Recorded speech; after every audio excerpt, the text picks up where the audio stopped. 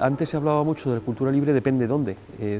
Se hablaba mucho de cultura libre, digamos, en los foros, en los blogs, porque era una necesidad que era lo que había. Pero ahora donde se está hablando en cultura libre es en foros muchísimo más interesantes, que pudiera ser, por ejemplo, la Unión Europea. La Unión Europea el año pasado ya sacó toda una serie de propósitos a través de los cuales lo que se busca precisamente es que todas aquellas obras que se hayan financiado con dinero público en el entorno europeo sean cultura libre. Entonces, lo que se ha cambiado es el sitio desde donde ya se habla de cultura libre. Antes la cultura libre estaba más en el mundo digamos, del entretenimiento o de aquellas personas que no estaban institucionalizadas. Ahora son las instituciones las que están hablando de cultura libre, lo cual es, yo creo que un cambio bastante interesante.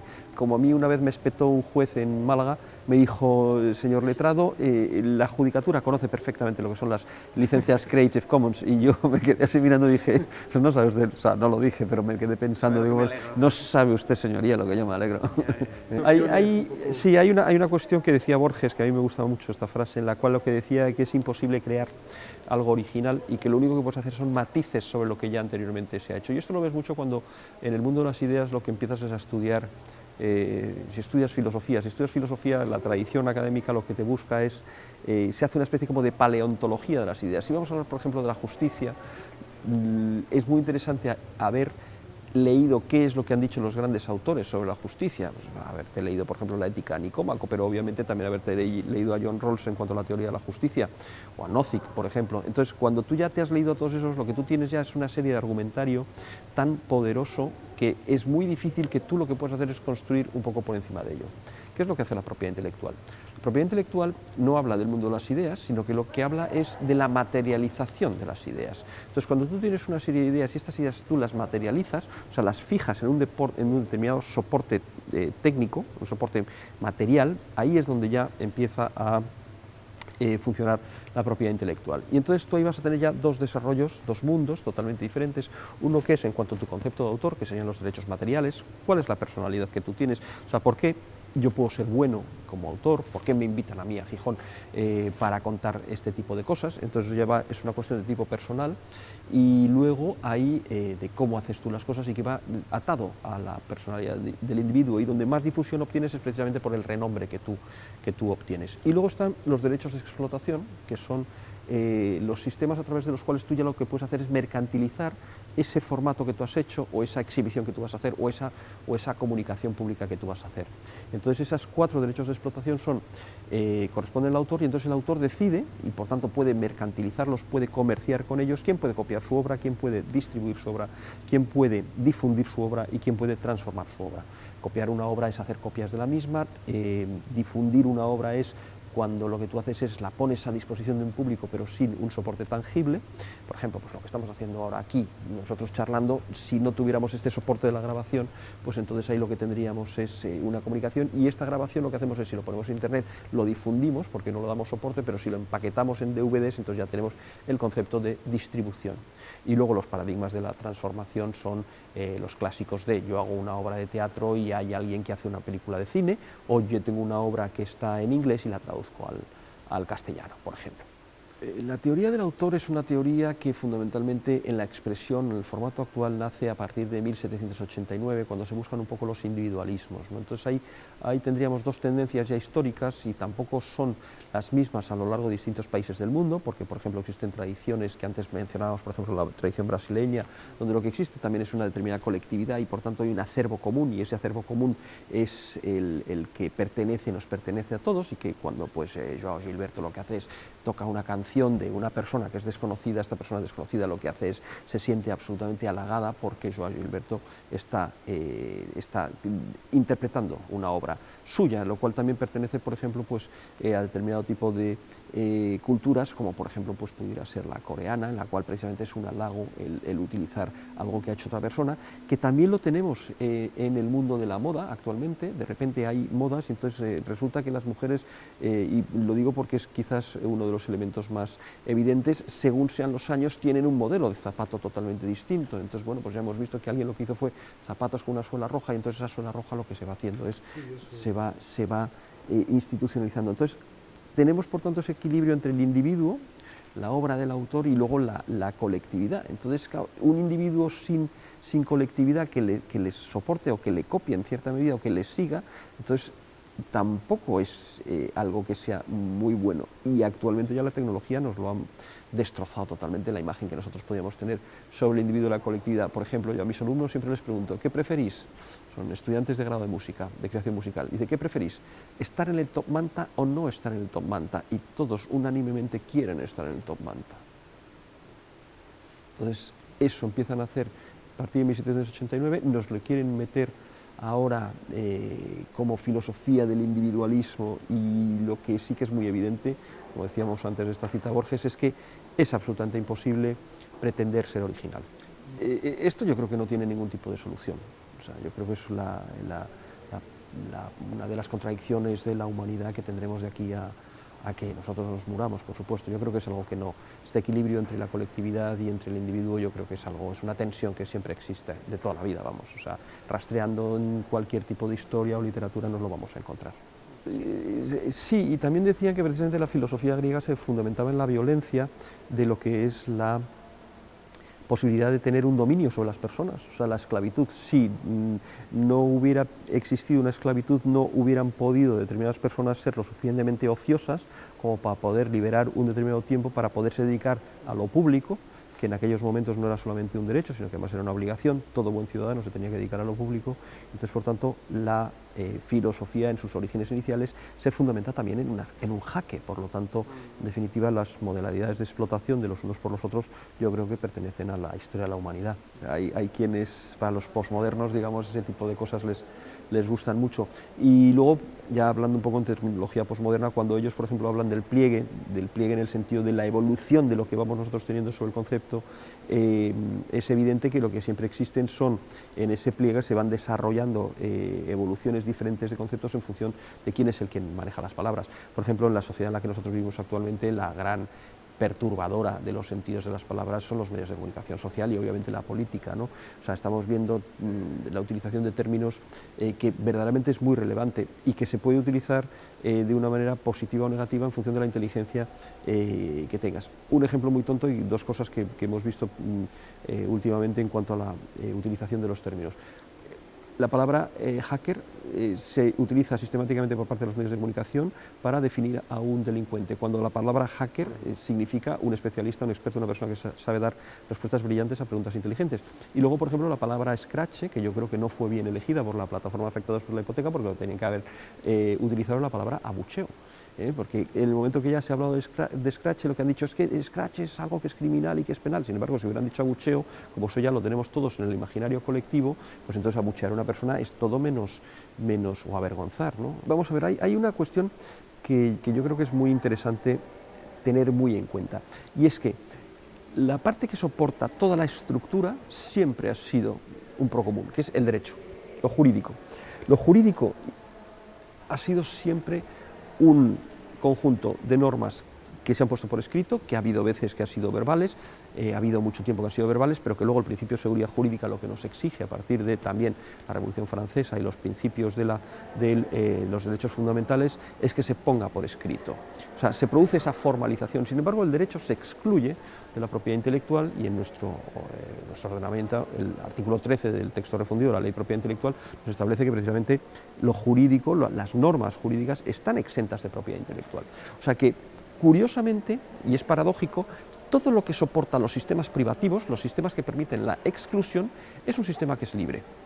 Entonces, el centro del sistema siempre, desde el principio de los tiempos, ha sido libre.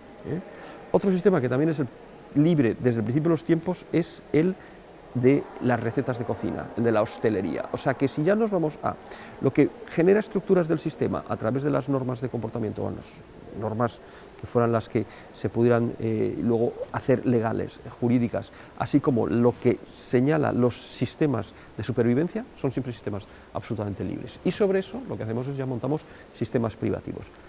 El procomún ha sido definido por personas como Antonio Lafuente mediante aquello que es de todos y que no es de nadie. Entonces, el procomún es un grupo de bienes que no son bienes públicos y que no son bienes privados. Entonces nos encontraríamos con un tripartito de bienes.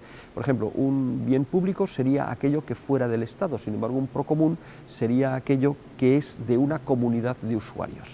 Por ejemplo, si nosotros lo que nos encontramos es con un determinado bosque, los bosques de mano común, por ejemplo, que nosotros podíamos encontrar pues, en la zona de los picos de Europa, ahí lo que encontraremos es que precisamente los que sustentan la comunidad de usuarios de esos bosques son además los que te dicen no puedes tirar de la manzana así porque si tiras así de la manzana el año que viene no va a haber flor, con lo cual son siempre los que gestionando estos bienes lo que están haciendo es los cuidan mucho mejor que si la imposición de esos cuidados pudieran venir de un ente público como fuera el ayuntamiento dictando normas para quien los estuviera utilizando. Y Antonio Lafuente define que existen 4 entornos del procomún, que son, en primer lugar, el entorno del cuerpo, en segundo lugar, el entorno de la naturaleza, en tercer lugar, el entorno del urbano y, en cuarto lugar, el entorno de lo digital. Entonces, el entorno del cuerpo tendríamos el ADN, que sería un bien que es de todos y que no es de nadie, no sería por tanto susceptible de apropiarse, y en Estados Unidos ya hubo un pleito sobre ese tema, por supuesto, porque una de las características del procomún siempre es la apropiación de lo común. O sea, yo lo que quiero hacer es, si soy depredador económico, lo que quiero hacer es siempre apropiarme no solamente del procomún, sino apropiarme de lo del Estado y hacerlo privativo. Y entonces en esa tensión también entre lo privado y lo público, que además ya Aristóteles, por ejemplo, en la política ya habla de ello y dice, es necesario que tengamos cosas privadas porque si no, ¿cómo podríamos ser generosos? Es una de las preguntas que se plantea Aristóteles. Si todo es de todos nosotros, ¿cómo voy a ser yo generoso contigo si ya es algo que es de los dos, ¿no? Entonces se plantea, por tanto, la necesidad de ese equilibrio. Entonces, del procomún se intentan siempre apropiar, y en el caso del ADN lo que se dijo por parte de una resolución de un tribunal norteamericano es que se estaba intentando perturbar, digamos, la normal funcionamiento de lo que pueden ser las investigaciones médicas, y el problema que tenía ese tipo de cuestiones es que aquellas mujeres que tuvieran cáncer de pecho durante una serie de años se han visto impedidas en poder acceder a un conocimiento que precisamente les hubiera podido ayudar en la curación de su enfermedad. Entonces es el problema que tenemos con el ADN. El procomún que tendríamos en la naturaleza pues podrían ser, por ejemplo, los mares, los lagos, el espacio exterior, los ríos, los bosques. Luego el tema que tuviéramos en la ciudad, ahí yo creo que ya empieza también determinado tipo de complejidades independientemente del territorio urbanístico, que sí que genera un procomún, las alcantarillas, las medianerías, etcétera, etcétera, determinado tipo de instalaciones también urbanas.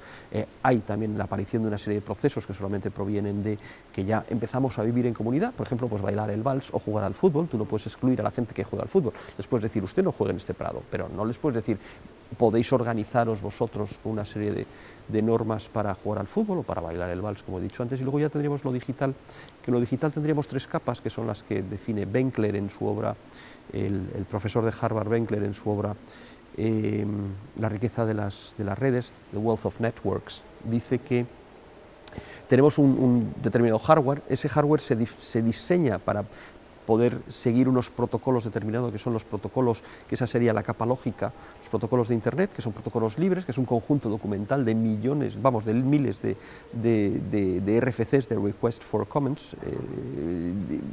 Te pongo esto aquí para que tú me hagas comentarios, o sea, te pido comentarios a mi obra, o sea, te pido críticas a mi obra, lo cual ya implica una determinada actitud muy especial, que es la actitud del científico, y luego esos miles de Request for Comments al final son no sé, barbaridades de folios, están libremente accesibles a todos y además con unas licencias para que todo el mundo los pueda leer, distribuir, difundir, criticar, transformar, etcétera, etcétera. Es de esencia la transformación. Y luego en la tercera de las capas, que sería ya la capa del contenido, esta segunda capa es la arquitectura de Internet, y luego la tercera capa sería la capa del contenido, que quien no conoce Wikipedia, ¿no? Entonces Wikipedia, todo el mundo puede extraer esa base de datos y cambiarla, modificarla, tenerla en tu ordenador, pero al mismo tiempo también puedes cambiar, modificar, editar online, ¿no? Entonces ahí es donde se producen una serie de muy interesantes posibilidades. Vamos a ver, en el siglo XII nacen quizás un poquito antes también, las asociaciones de comerciantes para poder hacer frente común a determinado tipo de misiones, como pudieran ser pues, enviar barcos a dar la vuelta a través de África para comerciar. Entonces los riesgos que se adquirían ahí, lo que se decidió fueron compartirlos, y así nadie quedaba quebrado si aquel barco naufragaba. Nacen las asociaciones de comerciantes para hacer grandes obras públicas que no pueden llevarse a cabo también por el Estado, y entonces de aquellas primeras nociones que tuvimos en el siglo XII, luego posteriormente tenemos las corporaciones hoy en día, ¿no? O sea, 8 o 9 siglos después. Bueno, pues nacen ahora también las grandes comunidades de colaboradores, que son esas masas, esas multitudes, que lo que van haciendo es, por ejemplo, pues van creando obras como Wikipedia y fundamentalmente otra que también es absolutamente fascinante, de la que se habla poco, que es OpenStreetMaps, o sea, en la cual cuando fue el terremoto de Haití se demostró que era un plano que los voluntarios de OpenStreetMaps en 2 días, con las fotografías de los satélites, lo que hicieron fue modificar todos los planos, que luego fue utilizado por las fuerzas internacionales para poder acceder a los puntos estratégicos de la ciudad, que los otros mapas que ya estaban funcionando obviamente no podían ser, o no había ningún tipo de empresa que tuviera la cintura suficiente o la velocidad suficiente como para poder dotar a las fuerzas internacionales de las posibilidades o de las necesidades que tenían cartográficas en ese momento. Entonces, ahora estamos ya, mediante la existencia de este nuevo tecnologías, de que todo el mundo estamos conectados a la emergencia de este nuevo fenómeno de multitudes conectadas, que lo que van haciendo son obras que están sometidas obviamente a la propiedad intelectual y que son obras que nos benefician absolutamente a todos nosotros. Y también, citando a Antonio Lafuente, lo que existe es un conjunto de ensamblajes en los cuales coinciden tanto las propiedades privadas como las propiedades públicas, como las propiedades procomunales, para llevar a cabo determinado tipo de funciones. Por ejemplo, en la Wikipedia es obvio que lo que se busca siempre es la referencia, se te lo están continuamente diciendo así. Entonces, en cualquier artículo de Wikipedia tú lo que estás viendo es que en la parte de abajo hay referencia, y esas referencias son muchísimas veces a libros, por lo tanto ya tenemos ahí los sistemas privados, pero es que al mismo tiempo tú lo estás contratando, tú estás accediendo a Wikipedia, por ejemplo, a través de Telefónica, a través de una operadora, que también es privada. El software que está desarrollándose en Wikipedia es un software que es un procomún, el contenido, MediaWiki, el contenido es también procomún, pero por ejemplo el chip en el cual a lo mejor están rulando aquellos servidores es un chip que pudiera ser a lo mejor un Intel, que es un hardware que es privativo. Entonces, ese ensamblaje de lo público, de lo privado y de lo procomún es una de las características del tiempo en el que nosotros estamos viviendo. Sí, esto además no es algo que sea solamente de nuestra época, sino que esto ha existido siempre. Por ejemplo, una de las cuestiones que denuncia el Círculo de Viena es que todas aquellas ilusiones que se habían puesto en la ilustración, entonces mire usted, llega la ilustración, llega la imprenta y entonces la podemos utilizar todos, entonces podemos traer el siglo de las luces y podemos darle el conocimiento a todos, precisamente porque ya tenemos sistemas de reproducibilidad técnica que son masivos, ¿no? Entonces, sin embargo, aquella ilusión que se tuvo por aquella ilustración genera en el siglo XX unas grandes tragedias como pueden ser los campos de concentración de los judíos. Entonces, claro, lo que decimos es, vamos a ver, habrá que hacerle también quizás alguna crítica a todo esto. Hemos sido demasiado optimistas porque durante el siglo XIX, bueno, pues siguió la evolución pronosticada por parte de la Ilustración a finales del siglo XVIII, pero luego a principios del siglo XX es cuando la evidencia tan terrorífica de lo que está sucediendo en Europa es algo que realmente nos tiene que conmover. ¿Qué es lo que va a pasar con esta nueva tecnología o con estas nuevas tecnologías? Pues no tiene por qué pasar nada muy diferente de lo que ha ocurrido anteriormente. Entonces, lo que tenemos que tener muy claro en primer lugar es que las tecnologías no son salvíficas. Vamos a ver, nosotros lo que podemos hacer es evolucionar en lo que es las cuestiones de tipo tecnológico, pero las grandes preguntas humanas, como pudieran ser qué es la solidaridad, qué es la justicia, qué es la justicia, qué es la bondad, qué es la belleza, por ejemplo, todo este tipo de cuestiones, qué es la solidaridad, cómo nos tenemos que organizar para funcionar mejor, cuáles son aquellos conceptos que nunca jamás nosotros tenemos que rebajar. O sea, ahora mismo estamos viviendo un mundo, a pesar de la existencia de este tipo de tecnologías, estamos viviendo en un mundo que lo que se está es caracterizando por una de las mayores desigualdades sociales o económicas que tenemos en los últimos 100 años, ¿no? O sea, aquellas victorias que se habían realizado en cuanto a lo que fuera la igualdad de las posibilidades de las personas económica, está retrocediendo totalmente, ¿no? se están aumentando. Y luego también, con respecto al tema de las tecnologías, la tecnología al final no es algo que sea neutro. Se nos ha dicho siempre que la tecnología es algo que lo que nos lleva es a que es la utilización de la misma quien decide si se utiliza bien o se utiliza mal. y realmente no es verdad. La tecnología nunca jamás es neutra. La tecnología es una tecnología que lo genera son una serie de consecuencias independientemente de las posibilidades de libertad o no libertad que nos producen. Por ejemplo, la tecnología del coche es una tecnología que lo que está haciendo es está marcando una determinada eficiencia en el uso de los recursos energéticos. Respecto al tema que me has referido, el 15M, que precisamente a pesar de la aparición y la ebullición de movimientos tales como 15M, el Partido Popular inmediatamente después obtiene una de las grandes y mayores mayorías absolutas que se han producido nunca en este país. Lo cual, claro, también nos tiene que hacer pensar en si realmente el 15M valió o no valió para algo. Yo también lo que creo es que el 15M lo que vuelve a hacer, lo que viene a hacer es a visibilizar conceptos que ya estaban anteriormente. Es curioso cómo ahora existen algunas iniciativas de la semana pasada sobre la reforma de los partidos políticos, que son iniciativas encabezadas, entre otras, pues, por gentes como abogados del Estado, notarios, registradores, o sea, gente que está preocupada por el sistema, que no dicen nada diferente de lo que ya dijo el 15M, pero es que el 15M tampoco dijo nada diferente de lo que podían haber dicho muchos autores anteriormente, Ralph Dahrendorf, Kelsen, muchísima gente de la ciencia política. Entonces ahí es donde se produce el verdadero interés del tema, la visibilización, y luego también es muy interesante cómo lo que se busca es el lugar natural, se busca la vuelta al ágora, se busca, independientemente de las relaciones y las coordinaciones que se producen a nivel de Internet, donde tú vas a materializar la visibilización, es el centro neurálgico de la ciudad.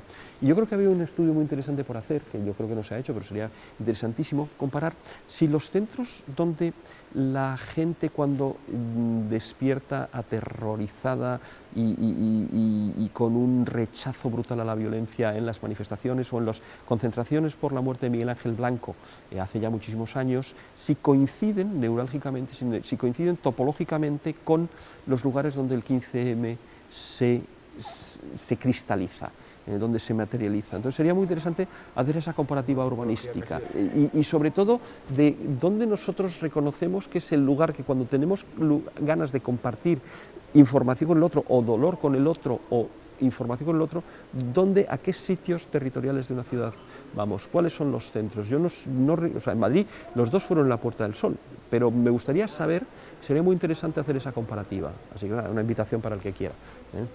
Y luego además es que gracias a la existencia de ese tipo de fetiches lo que se produce es una modificación de las libertades de los usuarios. Me explico. El problema que tiene actualmente el poder es que todos nos comunicamos a través de un PC. Cuando nosotros nos comunicamos a través de un PC somos nosotros quienes, desde la entrada de los PCs clónicos, decidimos qué es lo que montamos, qué es lo que hacemos y qué es lo que queremos hacer con el PC. Y sin embargo se nos viene a desarrollar el concepto de fetiche y se nos introduce dentro del fetiche el control de lo que nosotros podemos hacer con ese aparato. Yo resulta que si quiero instalar un determinado software en un iPad, yo no puedo. Entonces tengo que instalar un software que es el que previamente ha sido decidido por una determinada empresa que es Apple. Es muy significativo que en un principio aquella historia que hubo sobre la posibilidad o no de utilizar el flash dentro del iPad cuando ocurrió. Y luego también lo estamos viendo, por ejemplo, a nivel de los teléfonos, los smartphones, los teléfonos inteligentes, que cuando nosotros, por ejemplo, tenemos la batalla de la neutralidad de la red a nivel del PC, de la conexión que nosotros tenemos en casa, sin embargo, cuando nosotros lo que nos encontramos es con las operadoras de telefonía móvil, ellas ya están ahí interviniendo dentro de la neutralidad de la red, y entonces ya se ha dado, por supuesto, ese tipo de situaciones sin que nosotros nos hayamos dado cuenta. Entonces, el fetiche lo que está generando es una control en el tipo de aplicaciones que nosotros podemos utilizar y dos, el control sobre la neutralidad de la red. Hay un tema que ha ocurrido la semana pasada y es que Michael, creo que se llama, Shuttleworth, el líder de Ubuntu, marcó el bug número 1, que consistía en que el bug que existía era que Microsoft era el que más mercado tenía dentro del mundo de los ordenadores, y entonces lo resolvió la semana pasada porque ya por fin Linux es el que más se instala en el mayor número de ordenadores. ¿Por qué? No ha sido en los PCs, sino que ha sido en los smartphones, pero claro, lo ha hecho a través también de Android, y Android no deja de estar manejado también por una de las grandes empresas que que es Google. Entonces, ahí lo que hemos pasado y lo que hemos visto ha sido que de empresas como Apple al final nos vamos siempre a otra gran empresa. Entonces yo creo que quedan dos grandes retos a nivel de lo que es el Procomún para que lo que generemos sean sistemas que nos podamos evitar la utilización del fetiche si nosotros queremos. En primer lugar, actividades tales como las de wifi.net, que son absolutamente ejemplares, porque lo que haces es ya distribuyes la red para que todos nosotros seamos los que controlemos, digamos, o que organicemos esta red Procomún. Y luego, en segundo lugar, el problema de la búsqueda de la información, que actualmente se hace a través de un algoritmo que no es libre y que, por tanto, no sabemos hasta qué punto o no sabemos en qué medida Google lo que está es decidiendo cuáles son las informaciones que son relevantes. Bueno, yo creo que el problema no solamente lo tenemos excesivo en la concentración de la red en manos de pocas empresas, sino que, como Manuel Castells dice en su obra Comunicación y Poder, el 75% de la información a nivel mundial depende de 8 grupos oligárquicos. Entonces, claro, desde el momento en el cual nosotros lo que tenemos es una información pública que ya viene, una información mediática que ya viene determinada por parte de los grandes grupos de poder, pues entonces ya lo que es pues muy difícil ejercer la autocrítica, porque ¿sobre qué puedes ejercer la autocrítica si no tienes todos los elementos necesarios para poder reflexionar? Eso es uno de los temas. Vamos a ver, hay un artículo escrito precisamente sobre ese tema en la revista Pensamiento Político, pensamientopolitico.org. Si no ha salido todavía publicado, desde luego ya las correcciones de las erratas ya están hechas. Entonces hay un artículo sobre ese tema ahí, con lo cual tiene que estar a salir, donde se analiza con muchísima profundidad este problema. Y este problema lo que genera son una serie de cuestiones que son tremendamente interesantes. En primer lugar, hay situaciones absolutamente absurdas, tales como que la Moncloa, como policía, como la tercera parte del Estado, que es el Consejo General del Poder Judicial nuestro, se haya sometido a unos términos y condiciones de Twitter. Con lo cual, pero es que no solamente nuestro Consejo General del Poder Judicial, sino que es que la reina de Inglaterra, o sea, la corona inglesa se ha sometido a unos términos y condiciones. Pero es que resulta que el BBVA, cuando resulta que migra también todo a Gmail, está también sometiéndose, aunque ellos dicen que hicieron unas condiciones especiales para su sistema. Pero es que la Universidad Complutense de Madrid, cuando todos los alumnos lo que hace es les cambia a Gmail, todo se está sometiendo a unas condiciones, a unos términos y condiciones que son de una empresa extranjera. El caso más significativo fue cuando una diputada islandesa, de nombre absolutamente imposible de decir, lo que le ocurre es que reciben en un tribunal norteamericano la petición de que se entregue a ese tribunal norteamericano todos los mensajes directos suyos que había realizado en Twitter, y se presume que también todo el buzón suyo de correo de Gmail. Entonces, estamos sometidos ya, por tanto, a unos tribunales y una jurisdicción extranjera, si bien existe también una sentencia del Tribunal de Justicia de la Unión Europea en la cual señala que en cuestiones de Facebook, creo recordar, lo que tendríamos que estar es al tribunal precisamente de la persona que lo esté utilizando por la especial conexión de los derechos fundamentales de privacidad. Creo recordar que es así, es una sentencia que todavía tengo pendiente de estudiar a fondo. Entonces, ahí lo que nos encontramos es con esa situación. Tribunales extranjeros y legislación extranjera. Entonces, ¿qué te vas a ir a Nueva York o a California o a donde sea a reclamar tu ejercicio de los derechos? Entonces, tribunales extranjeros, legislación extranjera. Independientemente de cómo seas tú, entonces, claro, ahí hay dos cuestiones. Una, el problema que tenemos con respecto a los ciudadanos, pero dos, el problema que tenemos con respecto también a las instituciones. O sea, que la policía o que el Consejo General del Poder Judicial lo que estén es aceptando simplemente por vía de clic. Entonces, claro, mi pregunta es, a ver, ¿qué abogado del Estado ha sido el que ha hecho el informe para ver si pueden aceptar o no ese contrato? Entonces, se está funcionando, por tanto, por vías de hecho. Entonces se está derivando no solamente a una especie como de imperialismo o de una colonización, sería más apropiado decirlo, de una colonización de lo que es la jurisdicción y competencia, así como de la legislación aplicable, sino que además lo que se está generando son unas vías de hechos por parte de las administraciones públicas y los poderes públicos. Entonces, como es simplemente un clic, pues entonces yo lo doy. No, es que usted acaba de firmar un contrato. Dígame usted cuál es el acto administrativo que le autoriza a usted. Y dígame usted por qué el community manager de la policía tiene que ser este, que es más gracioso, o este otro. O sea, ¿dónde está la autorización que se ha realizado por parte del Ministerio del Interior o por parte de quien sea para que la policía lo que haga es abra un Twitter, firme aquellos términos y condiciones y ponga a disposición precisamente de una empresa y al sometimiento de los juzgados y tribunales extranjeros de toda la información nada menos que referente del Estado español? O sea, ¿en dónde estamos? Entonces, claro, ahí es donde tenemos esas cuestiones. Entonces, por tanto, esa privatización genera que derechos fundamentales, cuáles son los que nosotros podamos hacer de nuestra acción política, así como derechos, así como actos de imperio, o sea, actos que son precisamente políticos por parte de las administraciones públicas o del Estado, lo que se estén es poniendo a disposición de terceros ajenos. Entonces ya no solamente es un problema de tipo ciudadano, sino que es un problema de colonización, de dejar en manos de la tecnología lo que tendría que ser algo que anteriormente era tildado como público. ¿Qué es lo que nos está demostrando esto? Que conceptos clásicos tradicionales como la soberanía cada vez se abandonan más con respecto a la esfera de lo público, y los conceptos de la soberanía se van más hacia la esfera de lo privado, porque antes, cuando yo tenía que ejercer un derecho fundamental, lo ejercía frente al Estado. Entonces le decía al Estado: oiga, mire usted, es que yo lo que estoy haciendo es, tengo derecho a ir por la calle, pero es que ahora resulta que ese derecho fundamental, que es el derecho a expresarte políticamente, lo tienes que reivindicar frente a Telefónica. Entonces se cambia también, por tanto, y ese es uno de los segundos fenómenos que tenemos, se cambia también, por tanto, la persona frente a la cual yo tengo la posibilidad de ejercer los derechos fundamentales. Y como lo que se está haciendo se está embutiendo en una relación de tipo privado, resulta que entonces yo no puedo solicitar el ejercicio de esos derechos fundamentales frente a eso, porque si lo que estamos hablando, por ejemplo, es de privacidad, el Estado sí que me lo vigila, y sí que me lo controla, y sí que me lo defiende, pero por una razón muy sencilla, porque tiene capacidad sancionatoria sobre las empresas que no lo están que no están cumpliendo con esa privacidad, y entonces le impone una sanción y le viene muy bien a efectos de financiación.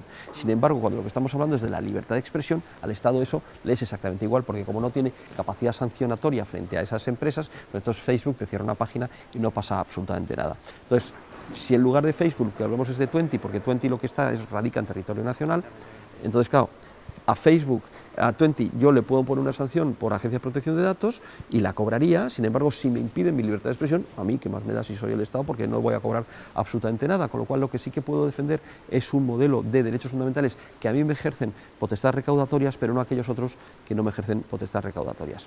Entonces, tenemos que hacer una redefinición, una relectura y un reestudio de los derechos fundamentales basándonos en otras premisas, que son, tendremos derechos fundamentales que son utilizables informacionalmente. Me explico. El núcleo del derecho fundamental es informacional.